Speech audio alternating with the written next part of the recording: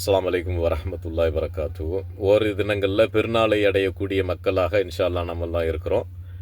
கடைசியாக நமக்கு வழிபாடாக சொல்லப்படக்கூடிய ஒரு விஷயம் என்னென்னா ஜக்காத்துல் ஃபித்ர். ஜக்காத்துல் ஃபித்ர், அதை ஃபித்ரா அரிசின்னு சொல்லுவாங்க. ஜக்காத்துல் ஃபித்ரை நாம் ஏழைகளுக்கு கொடுக்கக்கூடிய மக்களாக இருக்கணும். அது முக்கியமான ஒரு வழிபாடு, அது ஒரு வணக்கம், இபாதத் அப்படிங்கிறது நம்ம புரிஞ்சுக்கணும். இப்போ இந்த ஜக்காத்துல் ஃபித்ருண்டா என்ன அப்படின்னா, ஃபித்ர் என்பது நோன்பை விடுவித்தல் அல்லது உண்ண ஆரம்பித்தல் அப்படிங்கிற பொருள் கொண்டது. அதுக்கு தான் இந்த ரமதானுடைய மாதம் முடிஞ்ச உடனே பெருநாள் தினத்தை ஈதுல் ஃபித்ர் அப்படின்னு நம்ம சொல்கிறோம். ஈதுல் ஃபித்ர்னா என்ன? உண்ண ஆரம்பிக்கிற நாள். அதுதான். இப்போ நான் காலையில் ரமதான் மாதத்தில் உண்ண மாட்டேன், நோன்பு இருப்பேன். இப்போ ஈதுடைய நாள் நான் உண்ணுவேன். காலையில் நோன்பு எங்களுக்கு முடிஞ்சிருச்சு, இன்றைய தினத்திலிருந்து எங்களுக்கு உண்ணக்கூடிய நாள் அப்படிங்கிறது தான் அந்த ஈதுல் ஃபித்ர் அப்படின்னு நம்ம சொல்கிறோம். இப்போ ஜக்காத்துல் ஃபித்ர் எதுக்கு அப்படின்னா, ஜக்காத்துல் ஃபித்ர் அப்படிங்கிறது நம்மளுடைய தானியங்களை ஏழைகளுக்கு கொடுப்பது. ரசூல் ஸல்லல்லாஹு அலைஹி வஸல்லம் இதில் 2 நோக்கங்களை சொன்னாங்க. ஒன்று, ஏழைகளுக்கு அவர்களுக்கு உணவளிக்கும் விதமாக செய்யப்படக்கூடிய தர்மம். 2வது, நாம் நோன்பு இருக்கக்கூடிய காலங்களில் நோன்பு இருந்து கொண்டு சில பாவங்கள் தவறுதலாக நடந்திருக்கலாம், யாரையாவது புறம் பேசியிருக்கலாம், திட்டியிருக்கலாம், தவறான பார்வைகள் பார்த்துருக்கலாம், ஏதோ ஒரு தவறு நடந்திருக்கலாம். அந்த தவறுகளை இந்த ஃபித்ர் அப்படிங்கிற அந்த தானியம் அதை போக்கிவிடும், அது பரிகாரம் ஆகும் அப்படின்னு ரசூல் ஸல்லல்லாஹு அலைஹி வஸல்லம் நமக்கு சொல்கிறாங்க. அடுத்தது, யாருக்கெல்லாம் இந்த ஃபித்ர், இந்த தானியம் யாருக்கெல்லாம் கொடுக்கணும் அப்படின்னா, ரசூல் ஸல்லல்லாஹு அலைஹி வஸல்லம் சொல்கிறாங்க, சிறியவர்கள் முதல் பெரியவர்களை எல்லோருக்கும் கடமை, எல்லாருக்கும் கொடுக்கணும்.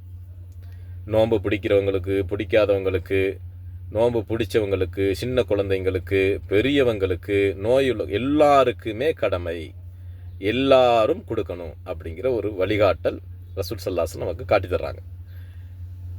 அடுத்ததாக, என்ன கொடுக்கணும், எவ்வளவு கொடுக்கணும் அப்படின்னு சொல்லும்போது ரசூல் ஸல்லல்லாஹு அலைஹி வஸல்லம் அவங்களுடைய வழிகாட்டலில் அறிஞர் உலமா பெருமக்கள் எப்படி சொல்கிறாங்கன்னா, 2.5 கிலோ நீங்கள் அரிசிகளை கொடுங்க. ரசூல் ஸல்லல்லாஹு அலைஹி வஸல்லம் கோதுமைகளை கொடுத்தாங்க, பேரிச்சம்பழங்களை கொடுத்தாங்க, உலர் திராட்சைகளை கொடுத்தாங்க அப்படிங்கிறது ஹதீஸுகளில் நம்ம பார்க்க முடியுது. அப்போ இன்றைய காலகட்டத்தில் மக்கள் பயன்படுத்தக்கூடிய பொருளாக தானியம் என்ன நம்மளுடைய நாடுகளில் அரிசி இருக்குது இல்லையா? அப்போ அந்த அரிசியை 2.5 கிலோ நான் கொடுக்கணும், ஒரு தலைக்கு நான் கொடுக்கணும் அப்படிங்கிறத நம்ம புரிஞ்சுக்கணும். இப்போ ஒரு குடும்பத்தில் 4 பேர் இருக்காங்களா, 10 கிலோ கொடுக்கணும். இப்போ நான் அதுக்கு மேலே கொடுப்பதற்கு நான் ஆசைப்படுறேன் அப்படின்னா தாராளமாக நீங்கள் கொடுக்கலாம். கூடுதலாக கொடுப்பது உங்களுக்கு நன்மை, அது தர்மத்தில் அடங்கும். அதை நீங்கள் புரிஞ்சுக்கிறீங்க. இப்போ அரிசியை கொடுத்துட்டு நான் மேற்கொண்டு சாதனங்கள் ஏதாவது வாங்கி கொடுக்குறேன், நன்மை. மேற்கொண்டு நான் பணம் ஏதாவது கொடுக்குறேன் அரிசி கொடுத்த பிறகு, நன்மை. அதெல்லாம் கொடுக்கலாம். இப்போ நான் அரிசி மட்டும்தான் கொடுக்கணுமா, பணமாக கொடுக்கலாமா அப்படிங்கிற ஒரு கேள்வி இருக்குது. அறிஞர் பெருமக்களில் இது பெரிய கருத்து வேறுபாடு இருக்கக்கூடியதாகத்தான் அறிஞர்கள் சொல்கிறாங்க. இப்போ இமாம்கள் மத்தியில் கருத்து வேறுபாடு இருந்தாலும் ரசூல் ஸல்லல்லாஹு அலைஹி வஸல்லம் அவங்களுடைய காலத்தில் நடைமுறையில் இருந்தது என்ன? அவங்க தானியங்களை கொடுக்கக்கூடியவங்களாக இருந்தாங்க. நம்ம அரிசி கொடுப்பது சிறந்தது, அதுதான் வழிகாட்டல். இபாதத்து அப்படிங்கிறது நம்ம புரியணும். ஒரு விஷயத்தை இபாதத்து, இது ரசூல் ஸல்லல்லாஹு அலைஹி வஸல்லம் வழிகாட்டல் படி இப்போ இருக்குதா அப்படின்னா இருக்குது, அதை நம்ம செய்ய போகிறோம். ரசூல் ஸல்லல்லாஹு காலத்தில் தீனார் இருந்தது, திரகம் இருந்தது, இதெல்லாம் இருந்தது. அப்போ அன்றைய காலகட்டத்தில் அது வழிகாட்டப்படலை இல்லையா? அப்போ இமாம்கள் சொல்லக்கூடிய கருத்தை நம்ம முன்னிலைப்படுத்த வேண்டியதில்லை. ரசூல் ஸல்லல்லாஹு அலைஹி வஸல்லம் எதை போதித்தார்களோ அதை நம்ம வழிகாட்டுதலாக எடுத்துக்கிற வேண்டியது தான். அடுத்து, நான் எப்போ கொடுக்கணும் அப்படின்னா, நான் முன்னாடியே சொன்னேன் இல்லையா, ஃபித்ர் அப்படின்னா நோன்பை முடித்தல். இப்போ நமக்கெல்லாம் ரமதானுடைய நோன்பு முடிவு எப்போ வரும்? ஷவ்வாலுடைய பிறை ஆரம்பம். நமக்கு தெரியும், மகரிபில் பிறந்துருச்சு, நோன்பு இனிமேல் எங்களுக்கு கடமை இல்லை, காலையில் பெருநாள் அப்படின்னு தெரியுது இல்லையா? அந்த நேரத்தில் நான் ஃபித்ர் அரிசியை கொடுக்கணும் அப்படிங்கிறது அசல். அதுதான். இப்போ ஷவ்வாலுடைய பிறை மகரிபு நேரத்தில் நமக்கு தெரியுது, மகரிபு பிறகு தெரியுது அப்படின்னா அந்த நேரத்திலேருந்து நான் எதுவரையும் கொடுக்கணும்?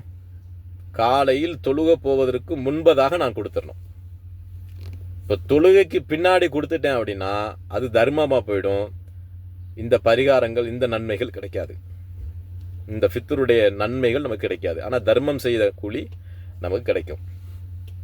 சரி, அந்த இரவுகள் எனக்கு ரொம்ப பிஸியாக இருப்பேன், வேலையாக இருப்பேன், என்னால் கொடுக்க முடியாது, மக்களோட போய் அதாவது சந்திக்க முடியாது, கொடுக்க முடியாது, வேலைப்பளு அப்படின்னு இருந்தால் சஹாபாக்கள் ஓரிரு தினங்கள் முன்னாடி கொடுக்கக்கூடிய அந்த வளமைகள் இருந்திருக்கு. அதை நாம் பயன்படுத்திக்கலாம், தப்பு கிடையாது, அதை நம்ம பயன்படுத்திக்கலாம்.